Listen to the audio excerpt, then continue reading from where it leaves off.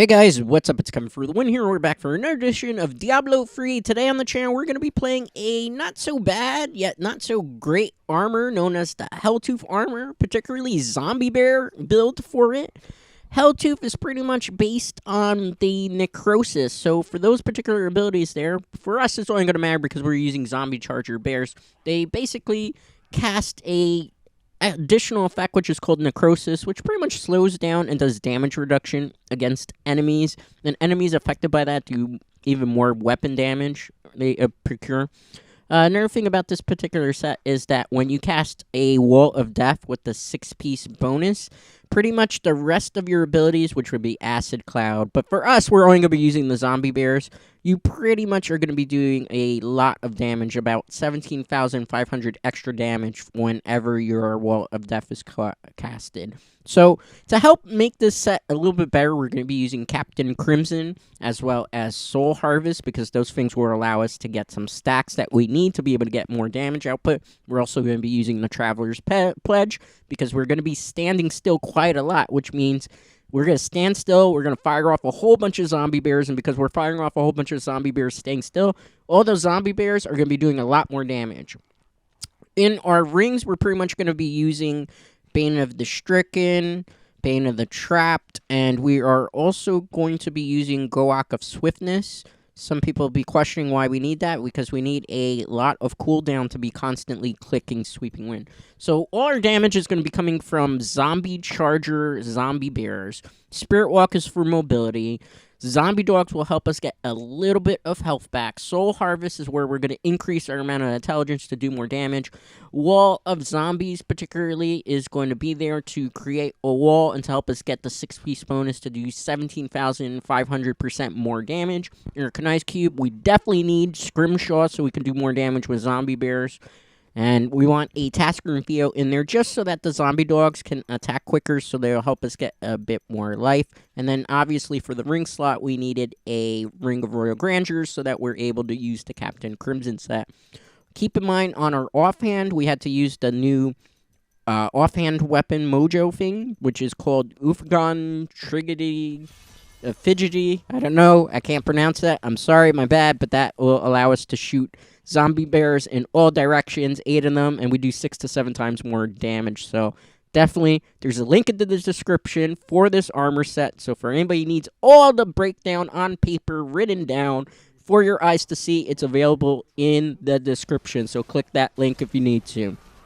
So the minute that we get into this Greater Rift, the first thing that we're going to want to do is pretty much cast a Wall of Zombies, aka Wall of Death, and I'll pretty much have those zombies push things away from us. Then we're just going to be pretty much shooting zombie bears. Keep in mind that this particular armor is not a armor that will allow you to speed through particular things. Whenever we see a mob that is pretty low, not necessarily elite packs, that's where we're going to want to soul harvest from, because thanks to our Sacred Harvester weapon, we're allowed to get 10 stacks of Soul Harvest. And in those big particular areas of mobs, you can almost always, if it's a large amount of them, get the full 10 stacks automatically off the back. And then Spirit Walk is really there just so we can get a bit of mobility out of the set. Then we're pretty much just launching those zombie bears. As you can see, this armor does very well at procuring a lot of massacre bonus. Whenever you see your Wall of Zombies run out,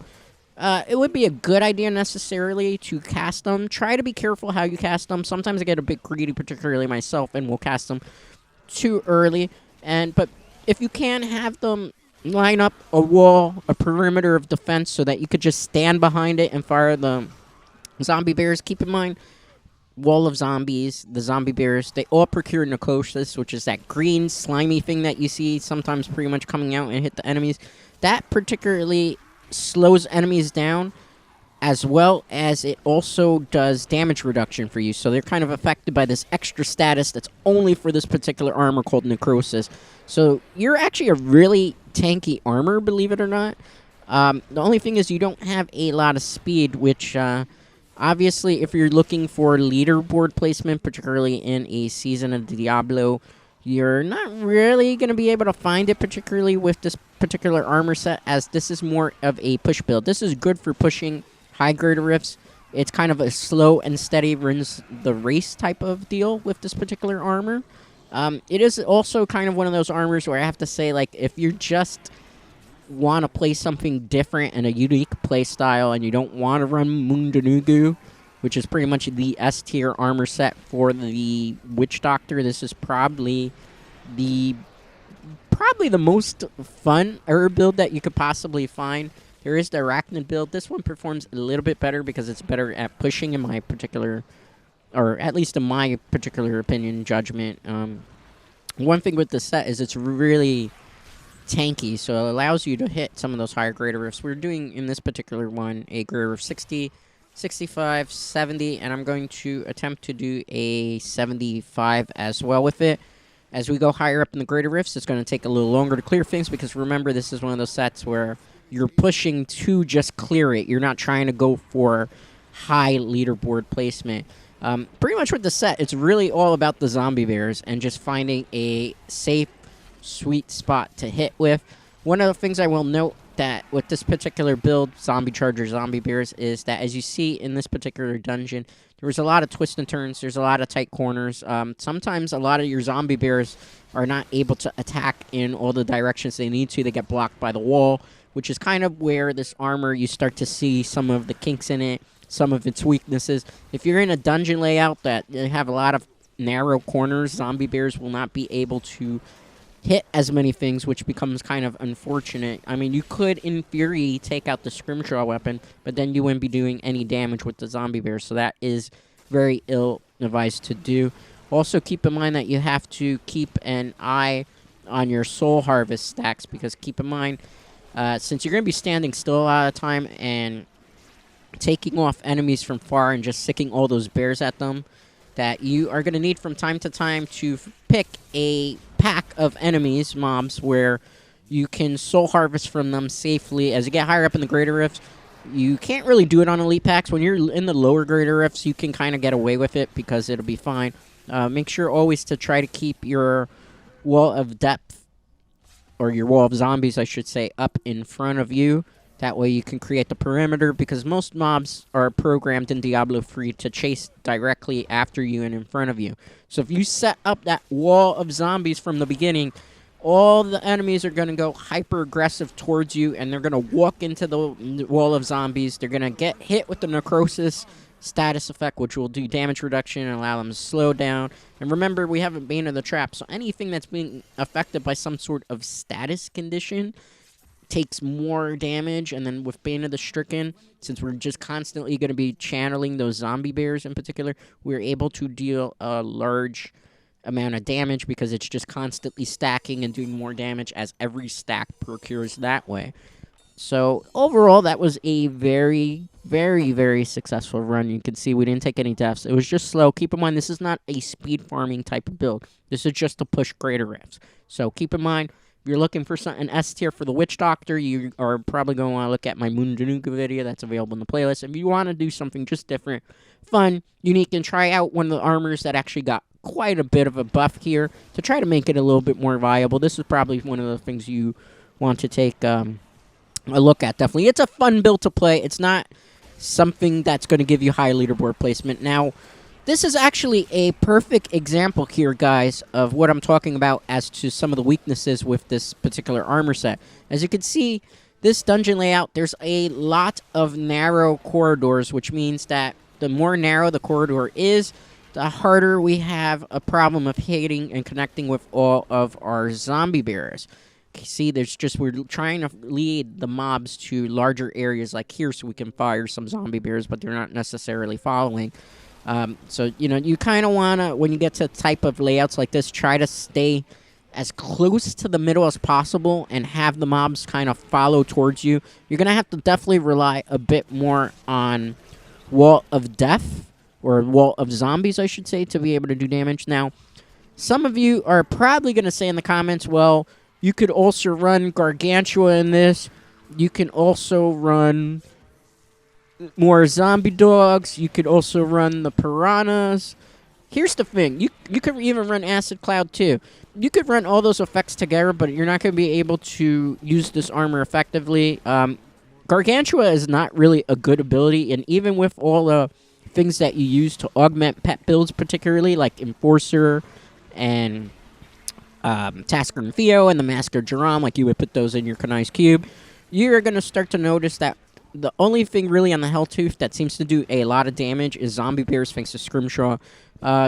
Your Golems are really not going to be able to do a lot of things to a lot of enemies, and they're pretty slow no matter what you do to augment them, and you're going to notice that you're pretty much at that point playing with F tier. The only way really you can make this just viable to work effectively is using Zombie Charger with Soul Harvest and Captain Crimson, and foregoing some of the other things like Piranhas and things. Because remember, you need space for Soul Harvest. You need Spirit Walk for mobility. If you take away Soul Harvest, you take away your ability to get up into the 27 to 3,000k damage area, which will allow you to push Greater Rifts at a higher rate and higher levels. When you take those away, then you're looking at the Piranha skill. The Piranha skill, it's not bad, but it's not great. Obviously, you could also use Locust Swarm, which we do have on here, and you see I do cast it from time to time. And that's particularly why we have a Ring of Emptiness in here as well. But, you know, that's pretty much you're going to save it for when you get to a Rift Guardian and you see that the Rift Guardian is taking too long to kill. Most of the time, you really just want to hang back with this armor and cast Zombie Bears, as you can see here. And I just went for some Soul Harvest because that's pretty much a free stack there. I probably got like 4 or 5. So one of the things you have to definitely micromanage with this armor is always keeping an eye on your Soul Harvest stacks, because if you run out of stacks, then it's going to take, obviously, a longer amount of time to try to kill enemies. This would be another good thing about constantly casting Zombie Bears is because we are using a Goaka Swiftness, we are almost always, once we stop channeling it, getting cooldown, or during channeling, getting our cooldown back for some of our things like Soul Harvest and Wall of Zombies, so that we're able to, you know, set up another perimeter. Case in point here, I didn't really click a Wall of Zombies, and now I'm going to cast it because that's a good perimeter for the zombies. See? And they kind of clawed at things, and then Necrosis procured. So then they were doing less damage to us, and they were being slowed down, and they were under the fact. And then remember, there's also, when they get hit with Necrosis for 10 seconds, everything's being done is weapon damage. So you get stacks on that as well, which accumulate. Everything in this build basically focuses on doing cumulative damage, which is why it takes a while to kill things, but when it does, you see, excuse me, you are in the safety of not really being squashed, which will allow you to get a lot more 4-piece chance bonuses when you're augmenting your gems, or I should say leveling your gems. Now, keep in mind for this particular armor, I, right now, currently as it stands, only have 2 pieces of it augmented. That is the Weapon Soul Harvester, because I use this obviously on my Mundanuga build, as well as I believe one of the rings is augmented as well. I think it's the Convention of Elements if it's Ancient Legendary, I forget. So there's only about 2 augmentations on here, and it's doing particularly well. Keep in mind, like I said, this is not a speed build, so you're all about pushing. It's really fun, though. I would have to say it's probably one of the more unique play styles for the Witch Doctor. This is not going to make a tier list. It's obviously Mundanuga is still the end-all, the be-all. After that, usually people used to gravitate toward Jade Harvest. Although Jade Harvest, as I've said many times on the channel, is one of those particular armors that is very complex. You have to rely on certain situations and windows to be able to do the maximum amount of damage. And then there's the Zumazia set, which pretty much, to my knowledge, I've never really seen any Witch Doctors ever play with that. I'm going to look into playing with that in the future. The Arachnid set is something I've seen some Witch Doctors play with. But the way you have to work with your Arachnid set is half the time you're not even using all the abilities available for that, and you're pretty much just relying not so much on your spiders as your fire bat. Yeah, that's kind of the thing with Diablo, because I've seen a lot in the comments recently, and thanks for the comments. I like all of them, and I enjoy seeing even, the constructive criticism ones. But, just because I think it's important to point out here to everybody, it's very important that just because a particular armor set says that it buffs all these particular abilities and skills, you don't necessarily want to just throw all the things that it buffs onto a particular armor, because you need to think about the greater good and the long term. You could have all those things up, but if you don't have a way to get some defense options, to get some speed and mobility going, ways to get stacks so that you could do more damage output, you're going to start seeing that you're going to start struggling. It's really a matter of using the best skills and those that are buffed the best with a particular armor set, and then kind of work with that, and then use skills to augment it. So that in this case, this is why we're using zombie bears to do the most amount of damage we could possibly do with that, and then using pretty much soul harvest as a way to buff our own intelligence to be able to do more damage. And then you see with spirit walk, it's not buffed by this set, but we use it so that we have mobility, so we can get around a little bit faster. See, and then the zombie dogs obviously are there because they help us get some life, but they don't do much on this particular build because, like I say, pet builds in particular for Witch Doctor don't do a lot of damage, which is, if you try to do Helltooth pet builds, you're going to probably end up somewhere in F tier where, in theory, you are probably going to be able to do as high as greater 40, 45, and then around 50, 55, already you're going to start running into issues where you see yourself dying a lot, or you see yourself having a very difficult time hitting the time limit for the greater rift, and, you know, that's because you don't have any way to amplify the amount of damage you're doing, and so on and so forth. So this is why a lot of the time with particular armors, you'll see certain things are more favorable for it. Like, you always see Captain Crimson. Why? Because Captain Crimson, the amount of cooldown, you get more damage reduction to you, as well as doing more damage output. That's why you see it on so many builds, because it's a very good armor, and it helps support, usually, parts and weaknesses within a particular armor set. Then, a lot of the time for Witch Doctors, you see Soul Harvest. Why? Soul Harvest is such a good support ability that allows you to procure a lot of stacks and allows you to do a lot more damage that way. A lot of the times you'll see Locust Swarm. Why? Because the Ring of Emptiness allows you to get a little bit more damage out, and when you're fighting against I gotta back away here, because if I get too aggressive, I'll blow up there. But, you know, it allows you to do a little bit more damage, and that comes in a bit more handy when you're fighting Rift Guardians that take a lot longer to take down in particular. So, you know, that's why you don't necessarily just throw mix mash of pieces in. The good thing about zombie bears is that you're not going to be really burning through any of your meter, because you just pretty much are going to be channeling these bears, and they're not going to be thing. So that's a good thing here. And, well, like I say, this is not a fast armor, but as you can see here, you're not going to die a lot with this particular armor because of how tanky it is, and you're going to always hit pushing those greater rifts. So if this is something like you're interested in doing, where it's just pushing and seeing how far you can push something and how far, I would definitely recommend checking out. It's a fun build, you know. So as case in point here, this is like for funsies. I gotta back away here because obviously there's too many puddles, and if I got too hyper aggressive there, I probably would have died. And you know, you don't want to die here because I could just augment my gems some more. So, you know, very good build. Tanky. Necrosis, not the worst ability to have on an armor. It's definitely a unique status effect, and being able to get more damage reduction. So, you know, this is a tanky Witch Doctor build.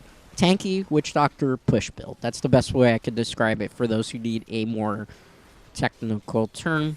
I do need to get some stacks of my Soul Harvest there, but it's not really worth it. I think I actually just even missed chance to get some more Soul Harvest stacks. That's okay. When I get back into here, I'm going to Spirit Walk into a mob, and then I will try. Okay, I got one stack off there. I was trying to get them to run into me in the center, and then I would have done a bit more that way. Spirit Walk here.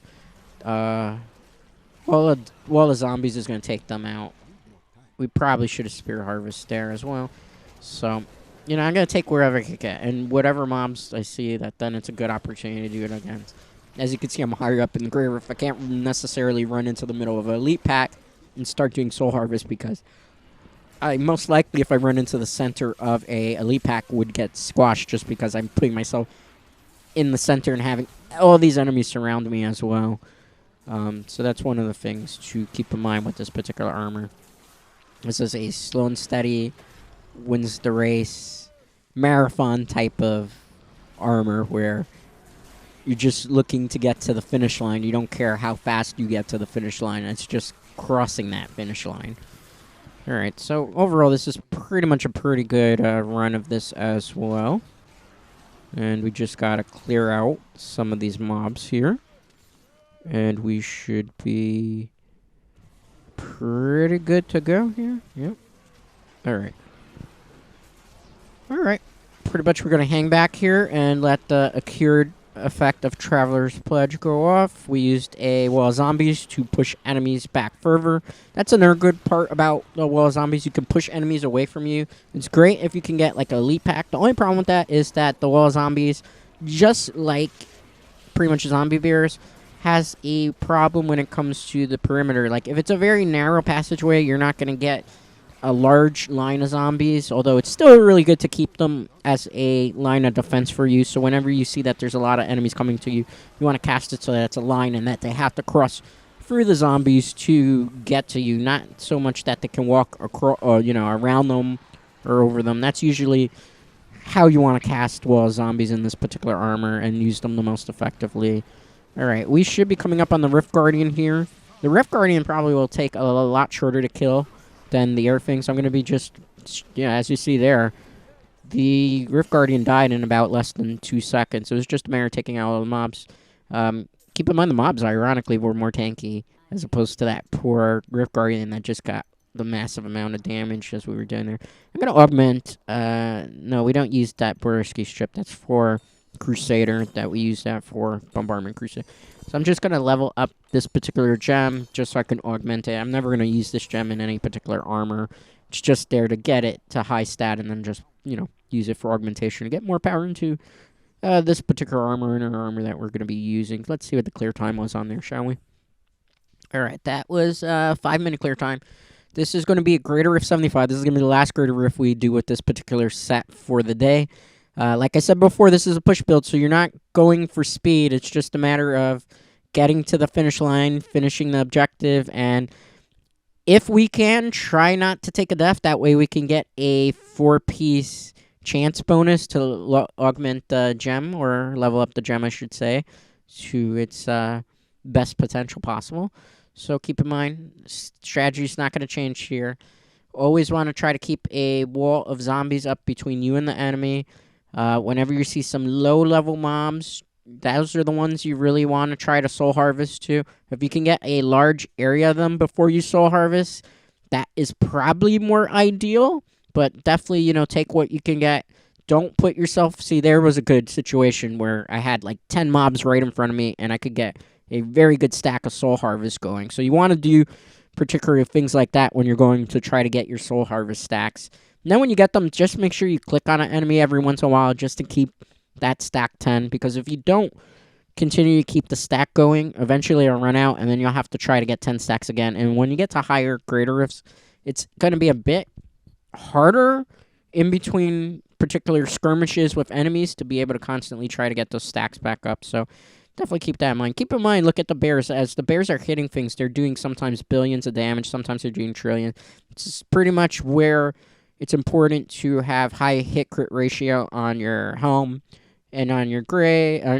Well, I call them greaves, but everybody would pretty much call them gloves in this particular game. So yeah, you want it on your glove. So ideal stats you're looking for, 6.0 hit-crit ratio on your helm. If you can also get crit hit damage or an attack speed 7 on that would be, or 7 or 8, that would be great. Those are probably the more optimal for the helm. On your gloves, you want hit crit ratio 6.0, crit hit damage 50%, and if you're fortunate enough where you can also get a attack speed stat on that one, particularly what you would want to do is get at least between 6 to 7. That way you could get a bit more critical damage and do a little bit more damage that way. Pretty much on this particular armor, wherever you can buff your zombie charger in the percentage as well as your wall of zombies, abilities such as that are also used in this particular armor, definitely look for that. Don't try to invest into other things like Locust Swarm.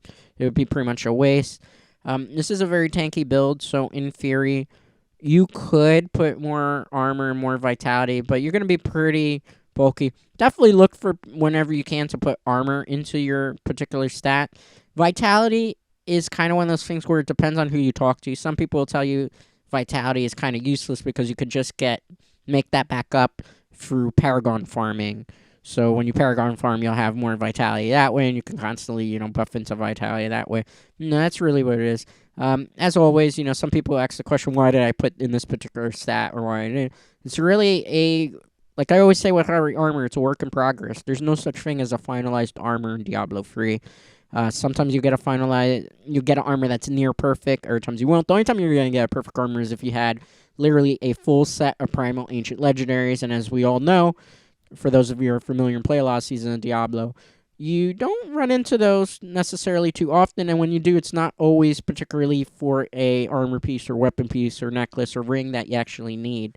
So you could be farming for the perfect gear for a particular armor set for pretty much your whole life, and you may not actually get it or not. So, you just kind of look, and as you're looting, and if you see you got a better armor piece with better stats and everything, you swap it out, and then you'll probably have to then augment again. That's kind of how you would pretty much effectively Diablo grind. So this is a pretty good armor. If you are looking to speed farm, you're probably going to have to look somewhere else. This is definitely for push building. I would say, just based on my playtesting with this particular armor today, in theory, when you augment this could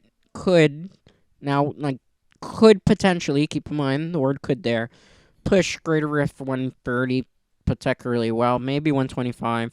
It's gotten enough buffs thanks to this Season 22, because before this armor was honestly terrible. No one used it, and for a very good reason. Like, the most they did was chicken build, where you could run around with the chicken and have the pets do stuff, but that really doesn't do you too much. I tried out that build, actually, a couple days ago, and you'll do about Greater Rift 50 with it, and then afterwards, it just kind of, can't do much. The chicken makes you get squashed so much.